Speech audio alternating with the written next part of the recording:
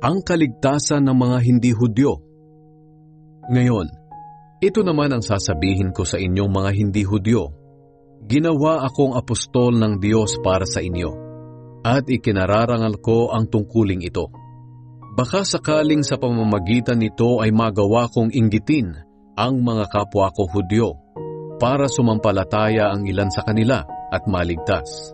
Kung ang pagtakwil ng Diyos sa mga Hudyo ang naging daan para makalapit sa Kanya ang ibang mga tao sa mundo, hindi ba't lalo pang malaking kabutihan ang maidudulot kung ang mga Hudyo ay muling tanggapin ng Diyos? Sila ay para na rin muling binuhay. Maihahambing natin ang mga Hudyo sa isang tinapay. Kung inihandog sa Diyos ang bahagi ng tinapay, ganoon na rin ang buong tinapay. At kung inihandog sa Diyos ang ugat ng isang puno, ganoon na rin ang mga sanga nito. Ang mga Hudyo ay tulad sa isang puno ng olibo na pinutol ang ilang mga sanga. At kayong mga hindi Hudyo ay tulad sa mga sanga ng ligaw na olibo na ikinabit bilang kapalit sa pinutol na mga sanga.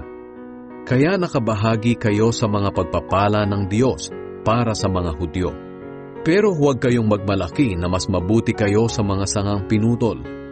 Alalahanin ninyong mga sanga lang kayo. Hindi kayo ang bumubuhay sa ugat, kundi ang ugat ang bumubuhay sa inyo. Maaaring sabihin ninyo, pinutol sila para maikabit kami. Totoo iyan. Pinutol sila dahil hindi sila sumampalataya kay Kristo. At kayo naman ay ikinabit dahil sumampalataya kayo. Kaya huwag kayong magmataas. Sa halip ay magkaroon kayo ng takot. Sapagkat kung nagawang putulin ng Diyos ang mga likas na sanga, magagawa rin niya kayong putulin.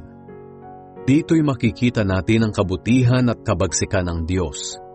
Mabagsik siya sa mga nagkakasala, pero mabuti siya sa inyo kung mananatili kayo sa kanyang kabutihan.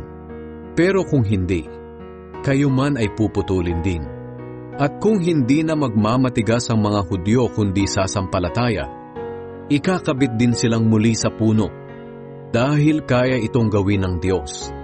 Sapagkat kung kayong mga sanga ng olibong ligaw ay naidugtong niya sa olibong inalagaan, kahit na hindi ito kadalas ang ginagawa, mas madaling idugtong muli ng Diyos ang mga sangang pinutol mula sa dating puno.